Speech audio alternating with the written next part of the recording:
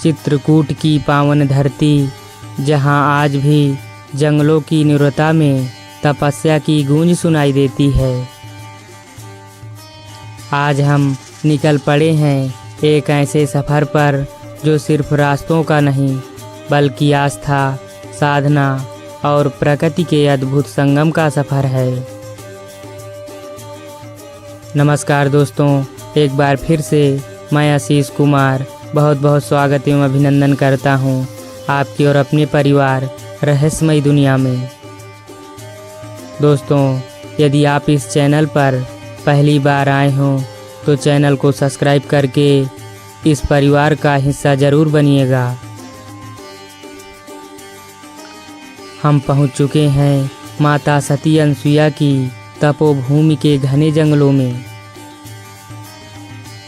चारों तरफ ऊंचे ऊंचे वृक्ष, विशाल चट्टानें और प्रकृति का ऐसा मनोरम दृश्य जिसे देखकर मन स्वतः ही शांत हो जाता है।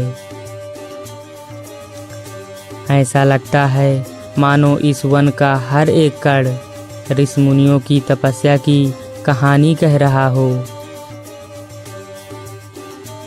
आगे बढ़ते हुए हमारे सामने आती है पवित्र मंदाकिनी नदी।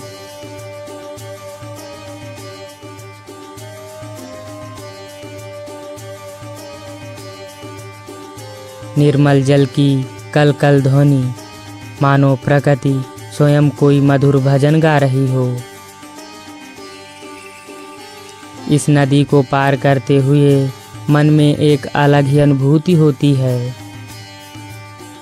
मानो जैसे हम धीरे धीरे सांसारिक शोर से दूर होकर आध्यात्म की ओर बढ़ रहे हों। बड़े बड़े पेड़ों की छांव, चट्टानों के नीचे से गुजरते रास्ते और चारों तरफ फैली अद्भुत शांति।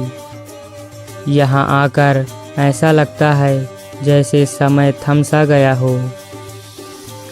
काफ़ी आगे बढ़ने के बाद हमें दिखाई देती है एक साधारण सी कुटिया।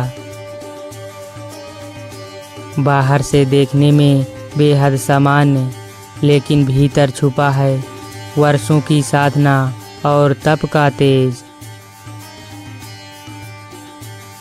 जब हम कुटिया के पास पहुँचे तो देखा कि संत महाराज बड़े ही सहज भाव से जड़ी बूटियों की सब्जी बना रहे थे। उनके चेहरे पर अद्भुत शांति थी और उनके हर भाव में संतोष झलक रहा था।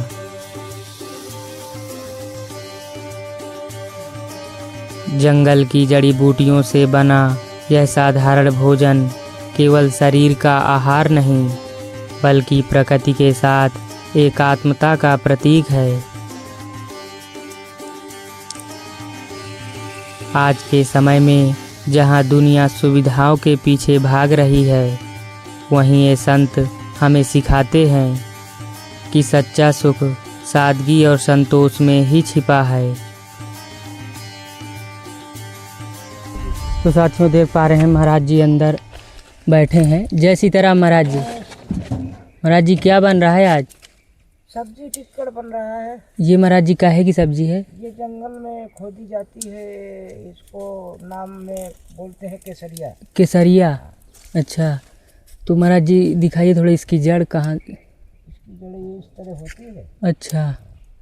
तो महाराज जी इसे कहाँ से खोद के लाए हैं आप? इसको जंगल में खोदना पड़ता है, दूर जाना पड़ता है। अच्छा, तभी मिलता है। तो महाराज जी इसकी सब्जी बनती है? हाँ, सब्जी भी वैसे भी खाया जा सकता है भून के। हाँ हाँ। ये जंगली जड़ी है सब। हाँ हाँ। इनको इसीलिए साधु संत खाते हैं। अच्छा, तो महाराज जी इसके कुछ फायदे भी हैं? हाँ हाँ, क्यों नहीं, फायदा भी करता है, ऐसा नहीं नुकसान भी नहीं करता। जो भी करेगा वो फायदा ही करेगा। ताकत की चीज़ें है। हाँ, तो दोस्तों देख पा रहे हैं महाराज जी की कुटिया में सब्जी ना होने के कारण जड़ी बूटियों का आज साग बन रहा है। और महाराज जी तिक्कड़ भी बनाएंगे आज? हाँ, तिक्कड़ भी बनेगा। अच्छा अच्छा। जो भी भक्त हमें दूर देश से देख रहा है और जो भी ये सामग्री हमें भेजते हैं जी महाराज, ठाकुर जी की सेवा पर, और उनके लिए भगवान सदा सुखी रखें और इसी तरह साधु से कर लगी है। और यही एक जीवन है जो जीवन में अपना कर्तव्य पूरा करना है। महाराज जी, क्या जिंदगी पहले से लिखी होती है या फिर हम बनाते हैं? नहीं, कुछ तो देखो पहले से ही लिखी है। हाँ, क्योंकि भगवान ने जो लेखक लिखा है ना, हाँ, जैसे कहते हैं रामायण लिखी है, गरुड़ पुराण लिखा है, हाँ, ये शास्त्र वेद बनते हैं, हाँ, तो इनमें जो बना है तो ये पहले ही लिखा गया था स्त्री पुरुष का नाम। जी। ठीक है, यहाँ जाति नहीं लिखी गई थी, हाँ, हाँ, स्त्री और पुरुष का नाम डाला गया था। हाँ, और वहाँ से बोला गया कि जाओ इस धरती पे हाँ, तुम अपना जीवन निर्वाह करो और हमारा भी नाम लेना, आपको सदा सुखी रखेंगे हम। जी, जी। तो उन्होंने ऐसा कार्य किए। हाँ। तो दुनिया में आज पहले बहुत कम थे, हाँ। आज बहुत से भगवान की संतान हो गई। जी, जी। तो जो जैसा जीवन में कर रहा है हाँ। उसे भगवान वैसा प्रताड़ित कर रहा है। जी। बस यही है जीवन का उद्धार है।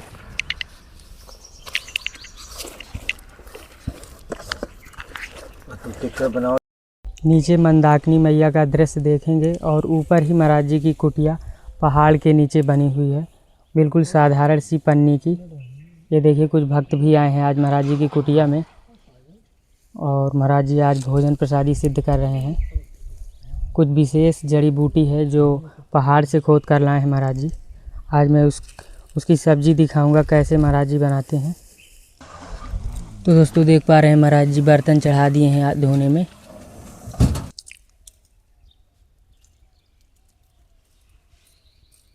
तुम कहा दो तो दोपहर तक नहीं तो मैं आ रहा, तुम नहीं देखो ट्रेन में के होई को।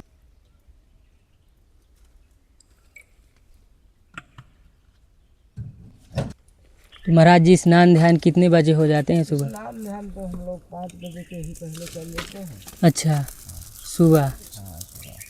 फिर महाराज जी सुबह भजन साधना कितने घंटे करते हैं? 2 घंटे हम लोग साधना करते हैं। अच्छा, क्योंकि यहाँ जंगल तो ही है और पानी भी है समीकरण के लिए। तो देखिए दोस्तों, ये जड़ी बूटी की सब्जी महाराज जी डाल दिए हैं। महाराज जी, ये 12 महीना ये जड़ी बूटी पाई जाती है? नहीं, 12 महीना नहीं होती है। हाँ, केवल एक ही सीजन होती है, इसी सीजन में। अच्छा। हाँ, हाँ। तो दोस्तों देख पा रहे हैं महाराज जी का ये बक्सा है जिसमें महाराज जी सेवा सामग्री रखते हैं। तो महाराज जी, ये बक्सा ऐसे ही रखा रहता है, कोई चोरी वोरी तो ना करता है? नहीं, यहाँ से चोरी नहीं होता। एक बार हुआ था हमारा, हाँ। सरूजा ले गया है कोई। अच्छा। चोरी नहीं है।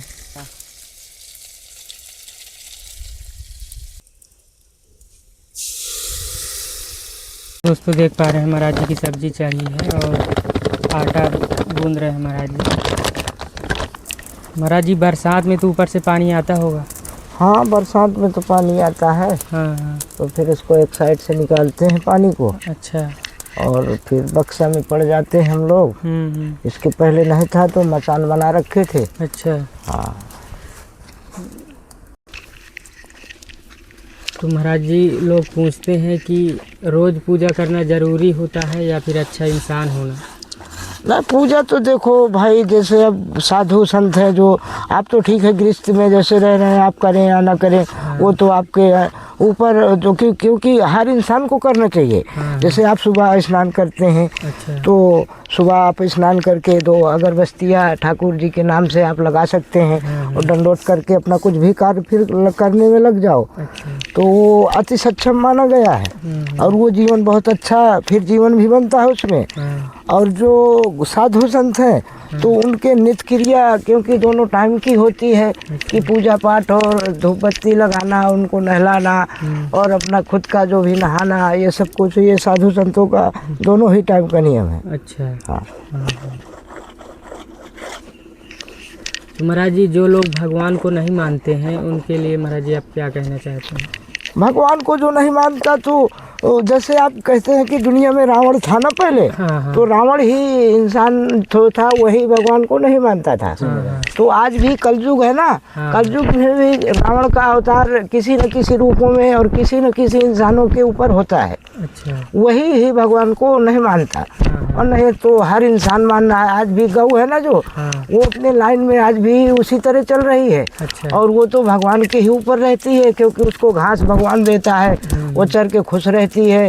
और तो अन्न उसको कोई हर चीज़ कहाँ कोई दे नहीं, ये पेड़ पौधे खड़े हैं ना, इनको क्या हम पानी डालने आएंगे कि आप डालने आएंगे? नहीं आएंगे, भगवान ही इनको डालेगा, तभी ये हरे भरे रहते हैं। तो जो भगवान को मानेगा उनको भगवान सदा सुखी रखते हैं, और जो नहीं मानता उनको कष्ट ही कष्ट देते हैं।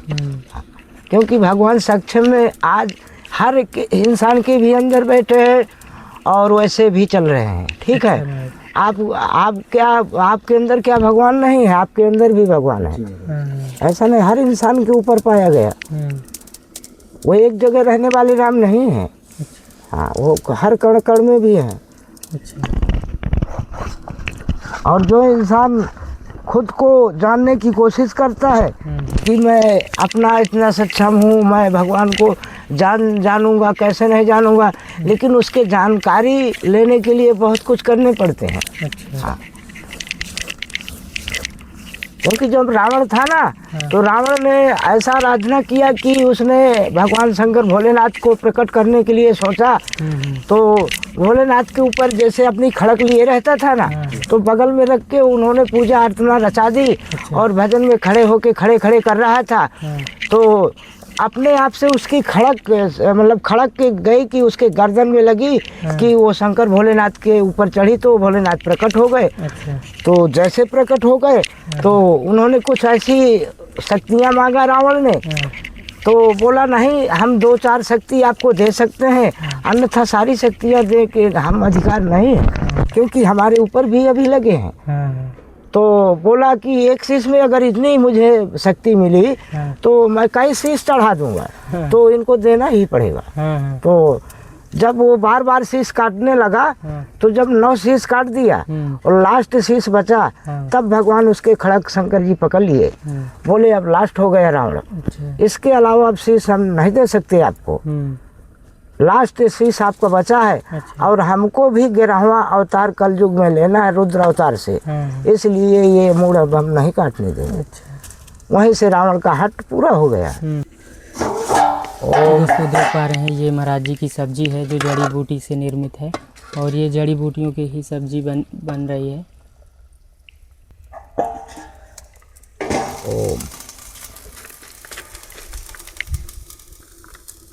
क्योंकि ये जीवन मिला है ना, ये जीवन साधारण नहीं मिलता है। ये जीवन भगवान आपको कुछ करने के लिए और कुछ कह के भेजा है, लेकिन इंसानों ने यहाँ जो भगवान कहा है उसको नहीं किया, अपने मन का ही किया यहाँ के। अच्छा, इसलिए बुरे कर्मों के फल इंसान को ही भोगना पड़ता है, और इंसान बुरे कर्म करता है इसलिए भोग उसको भोगना पड़ता है। तो महाराज जी, इंसान का मेन उद्देश्य क्या है यहाँ? महाराज जी थोड़ा बताइए। मेन उद्देश्य यही है कि अपनी सारी, जैसे आप गृहस्थ में रह रहे हैं, तो आप अपना पूरा सेवा पालन, आपके जो भी लड़के हैं या माँ पिता हैं, उनकी आप सब सेवा करते हुए, उनको कमाते खिलाते हुए, और भगवान का भी आराधना, कभी आधे घंटे, कभी क्षण भर, कभी आधे क्षण, जितने भी समय मिले उनके भी नाम जपन करिए, और इसके बाद भोजन ग्रहण करिए। तो इससे बड़ा जीवन कुछ भी नहीं हो सकता। अच्छा, हाँ, ये अति उत्तम और ये सदा सुखी का जीवन है। जी जी। क्योंकि माँ पिता की भी सेवा किए, और खेते से फरुहा किए, हर चीज किए, और फिर भी नाम भगवान का जपे, तब भोजन किए, तो उसमें भगवान आपको रास्ताएं भी देंगे, और अच्छी रास्ता से ले जाएंगे, बुरी रास्ता नहीं देंगे। ऐसा कुछ नियम भगवान का होता है जी। कर्मों का फल महाराज जी इधर मिलेगा, ऊपर मिलता है? नहीं, ये तो यहीं पे प्रत्यक्ष रूप से यहीं ही मिल रहा है इंसानों को। वहाँ तो जाने पे, वहाँ पे क्या पता कि वहाँ के कर्म क्या है और यहाँ के कर्म, क्योंकि यहाँ 2 कर्म लगे हैं। क्योंकि आप यहाँ आ गए, धरती पे अवतार ले लिए, तो यहाँ दूसरे कर्म कर बैठे, और वहाँ से जो भेजा था उसने दूसरे कर्म के लिए भेजा था, तो एक कर्म तो उधार वहाँ पड़ा है। तो यहाँ के कर्म भोगोगे, लेकिन वहाँ के कब भोगोगे ये 84 बताएगा। इसके पहले कुछ नहीं हो सकता। क्योंकि सुदामा जी जो थे वो 84 का परिक्रमा लगाए हैं अपने जीवन में, तो हर इंसान को ये परिक्रमा लगाना अनिवार्य है, तभी इसकी मुक्ति होती है, मुक्त होता है शरीर का। हाँ, फिर से अवतार पाता है शरीर, जो 84 का परिक्रमा लगाता है। हाँ, की क्षमता है और चेष्टा रखता है, उसने भगवान से जरूर विजय प्राप्त पाया है, आज नहीं पहले भी और आज भी। क्योंकि कलयुग का केवल एक नाम आधारा होता है, ठीक है ना। हाँ, तो महाराज जी कभी ऐसा भी हुआ है कि आप यहाँ भूखे भी सोना पड़ा हो, क्योंकि साधु संतों के जीवन में ऐसा होता ही है, क्योंकि साधु संत क्योंकि जंगल में रहने से, क्योंकि यहाँ हर समय इंसान नहीं कुछ आ सकता लेके। हाँ हाँ तो अगर 2 दिन के लिए कोई लाया, कोई 4 दिन के लिए लाया, फिर भी तो साधु के लिए तो पूजेगा नहीं, क्योंकि ऐसा साधु संत होते हैं परमार्थ कि वो अपना नहीं देखते, दूसरे का जीवन जी, देखते हैं। जैसे कि अभी भैया लोग आए हैं हमारे यहाँ भक्त, तो हम उनको खिलाने की चेष्टा रखते हैं। जी जी तो हमें तो भगवान फिर कहीं से देगा। बिल्कुल। तो भगवान हमारी आत्मा ही संतुष्ट रखता है, हाँ। उतना ही बहुत है। जी हम तो 2-2 4-4 दिन जल भी पी के बिताए हैं। वाह, ऐसा नहीं भोजन नहीं मिलता था। क्या बात। हाँ, जब हम बाबा हुए, हाँ, हमें बाबा भगवान लाइन में डाला जब, हाँ, तब हमारे बर्तन भी नहीं थे, हाँ, कोई सामग्री नहीं थी। हाँ। 4-4 दिन में वो भी कोई दान दे दे चावल, तो वो भी बोतलों में पका के खा लेते थे हाँ। और अपना भजन कर रहे थे। अच्छा और फिर इसके 2 साल के बाद भगवान हर चीज प्राप्त कर दिए। अच्छा। तो ये ठाकुर जी की कृपा थी, तो ऐसा हो गया। नहीं, वो तो पहला जीवन था, वो अलग था। सब ठाकुर जी की कृपा। हाँ, उन्हीं की सब कृपा होती है, तभी ये शरीर का, ये जीवन का, ये सब निर्वाह अल्लाह बल्लाह ये वही करते हैं। इंसान अपने ऊपर कहाँ कुछ कर सकता है। इंसान तो अपने देखते हुए कर्म पूरे कर सकता है, जो देख रहा है अपने यहाँ धरती लोक में। तो फाइनली दोस्तों महाराज जी की जड़ी बूटियों की सब्जी बन चुकी है। महाराज जी एक बार खोल के दिखाइए थोड़ा। ये देखिए दोस्तों, ये जड़ी बूटियों का सब्जी है और महाराज जी इसको खोद कर लाए हैं पहाड़ से। हमको तो इस जीवन को 5 साल जुमुक गए हमको ये जीवन लिए। हाँ हाँ। क्योंकि इसके पहले दूसरा जीवन था और दूसरा हमारा कर्म था, हर कुछ दूसरा था। क्योंकि इस 5 साल के अंदर अंदर हमारे सब कर्म भी और हमारे जो भी थे वो कर्म हम अपने सक्षम करने लगे। अच्छा। तो अपना टाटूसी में लगे हैं। हाँ। जो कर्म हम समझे अपने लिए अच्छा, वही कर्म सबसे अच्छा होता है, उसी को करना चाहिए। जी जी। हाँ। तो दोस्तों महाराज जी की सब्जी बन चुकी है। अब महाराज जी तिक्कड़ बना रहे हैं। ओम। ये देखिए, कुछ इस प्रकार की तिक्कड़ बनाते हैं साधु संत।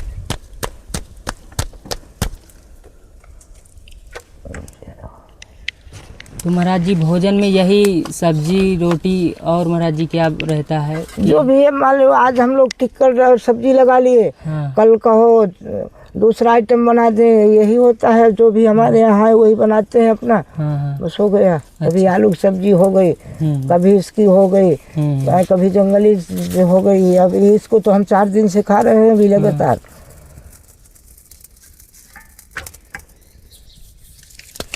तो महाराज जी क्या पाप जो होते हैं वो दान करने से कम हो जाते हैं कुछ?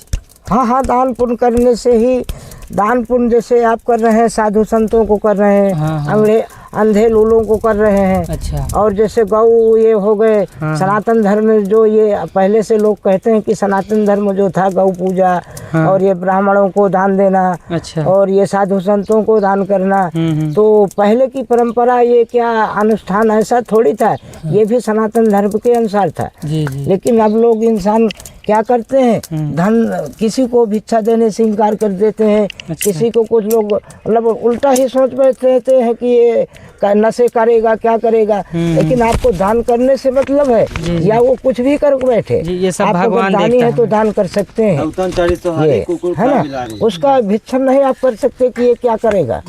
हाँ, तभी आप दानी में दानी माने गए। क्योंकि राजा हरिश्चंद्र थे ना, उनसे बड़ा दानी विश्व में कोई था नहीं। और उसने अपने लिए कुछ रखा भी नहीं। जी महाराज। हाँ, उनके जैसा दानी कौन हो सकता है इस विश्व में? कोई नहीं। इंसान, भगवान यही कहते हैं कि मुझे दान कौन दे सकता है? इंसान कोई नहीं। क्योंकि मुझे दान देने को कोई है ही नहीं। अच्छा। हाँ, क्योंकि जब राजा ये जो धन कुबेर थे ना, राजा थे, धन के राजा थे, इनको एक बार बड़ा अहंकार हो गया। तो इन्होंने दान लुटाना चालू कर दिए भाई। वो दान राजा उनके भाई, उनके दान था और वो राजा थे दान के। और उनके तो उन्होंने, शंकर जी एक दिन देखे कि ये तो राजा हैं और इनको राजा बनाया गया है और ये दान करते हैं, लेकिन कुछ ऐसा दान अनुष्ठान में जा रहा है कि वो दान नहीं करना चाहिए। शंकर जी ऐसा कुछ सोचे, तो बोले कि आज हम भी इनके यहाँ दान लेने जा रहे हैं, तो हमको भी दान मिलेगा, जब सबको दे रहे हैं तो हमको भी दान क्यों नहीं देगा। तो शंकर जी बाबा भेष में भी गए, तो वहाँ से गुजर गए दरवाजे से, तो बोला बाबा भिक्षा ले लो। तो शंकर जी बोले कि हमें तो दुनिया में कोई भिक्षा दिया नहीं आज तक, और तुम आज भिक्षा देने के लिए इच्छुक हो, तो ठीक है हम लेंगे आपकी भिक्षा जो भी दोगे। तो बोला कि हम आपको भी, लेकिन बोले कि हम अपनी तौल भर भिक्षा लेते हैं अपने वजन के अनुसार। तो बोले ठीक है, हमारे स्वर्ण तमाम हीरा मोती जवाहर रखे हैं, हम आपको अभी तौल करवाते हैं। पल्ला मंगवाया और बैठ गए शंकर जी। तो उन्होंने चढ़ाने लगे। तो जब महाराज जी क्या अच्छे कर्म करने का महाराज जी फल मिलता है या फिर कहने की बात है? नहीं, फल मिलता है, जल्दी से जल्दी मिलता है। जितने अच्छे कर्म करोगे उसके ही पश्चात की, इसीलिए कलयुग में बताया कि आज कर और कर ले। मतलब ये कलयुग का कर का इंसान है। अच्छा। तो जो करोगे वही पाओगे प्राप्ति है। आने जो पहले के समय थे ना, उनमें तो साल 2-2 साल 10-10 साल दिमागी तक लग जाती थी भगवान के दर्शन पाने पे, साधु संतों तक के। अच्छा। लेकिन ये कलयुग ऐसा प्रमाण है कि इसमें सत्य का ही प्रमाण है। अच्छा। जो करोगे वही तत्काल पाओगे। हाँ,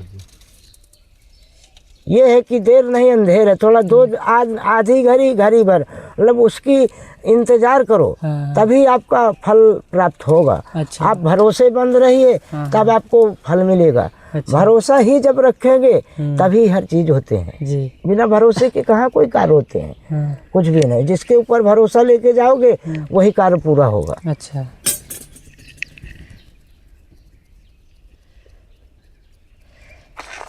तो महाराज जी लोग पूछते हैं जब समय खराब चल रहा हो तो महाराज जी क्या करें?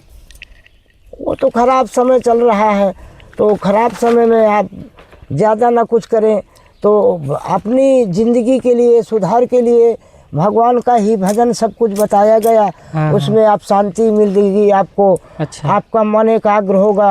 आपका मन घबराहट नहीं होगा, आपकी कुछ क्रियाएं बल देगी। मतलब भगवान में कोई ऐसी चीजें हैं ना कि जो जड़ों को मतलब चेतन भी कर देता है, सूखी भी जड़ों को वो चेतन कर देता है। तो भगवान में बहुत बड़ी गाथा होती है कि उनकी लीला कुछ कही नहीं जा सकती। अच्छा। हाँ, वो अंधे को भी दिखने लगते हैं और कहते हैं तो तत्काल देखने वाले को अंधे कर देते हैं। उनमें तो क्षण भर की मात्र कुछ भी वो कर सकते हैं। अच्छा। हाँ, जैसे कि महाराज जी आज के समय में सबसे बड़ा पुण्य क्या है महाराज जी? आज के समय में सबसे बड़ा पुण्य, पुण्य देखो इंसान तो आपको दे नहीं सकता कोई, ठीक है ना जी, कि देगा कोई आज तक आप देखें किसी को? नहीं। तो जो आप जैसे हमारे यहाँ आप लेके आए, तो ये पुण्य आपको ठाकुर जी ही दे सकते हैं जी जी। और हम तुम तो आपको दुआई ही देंगे कि भगवान आपको अच्छा रखे, अच्छी आपके धंधा चले, आप सदा इसी तरह आप आते जाते रहे डट है। तो हमारा तो यही है। लेकिन जब हम भी और तुम भी भगवान से कहेंगे तो जीवन तो अलग होगा ना, फिर उसमें आपका आनंद आएगा, अलग जीवन बीतेगा। और इसी तरह आप अगर आते जाते रह गए तो तुम भगवान के ही सेवा पर लगे हैं, तो आपको भगवान अच्छी ही रास्ता देगा, फिर आप दूसरे को भी अच्छी रास्ता भी बताएंगे जी। ऐसा थोड़ी है। तो महाराज जी भक्तों को आशीर्वाद दीजिए हमारे। ओम।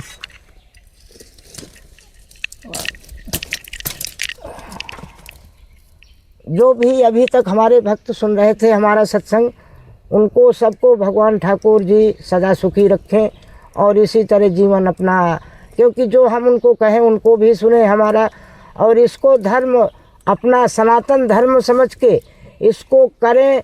फिर आप कहें कि साधु या झूठ बोलते हैं या सत्य। यहीं तक मैं ये कथा कहूँगा और आगे विश्राम। बोलिए शंकर भोलेनाथ की जय।